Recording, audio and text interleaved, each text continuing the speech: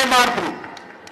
ఇలా 30,000 ఉద్యోగాలను భర్తీ చేసి వాళ్ళందరికీ అపాయింట్మెంట్లు ఇచ్చినటువంటి ప్రభుత్వం కాంగ్రెస్ పార్టీ ప్రభుత్వం.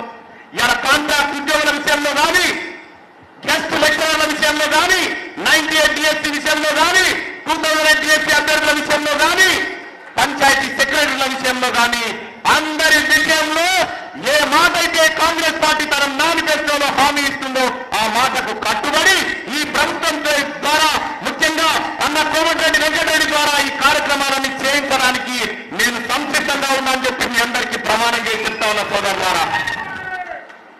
నిరుద్యోగులకు వచ్చినటువంటి బాధ కానీ చాలా మంది, నేను మంత్రి గారికి లెక్క చేస్తున్నా, సార్ 46 బాధితులు ఏం తప్పు చేశారు జీవో 46 వాళ్ళు, దాని మీద ఎందుకు చర్యలు తీసుకోరు, ఎందుకు ఆలస్యం అవుతుందో మన ప్రభుత్వం ఈ ప్రజలకు సమాధానం చెప్పుకోవాల్సిన పరిస్థితి ఉంది సార్. దయచేసి దాన్ని ఆలోచించాల్సిన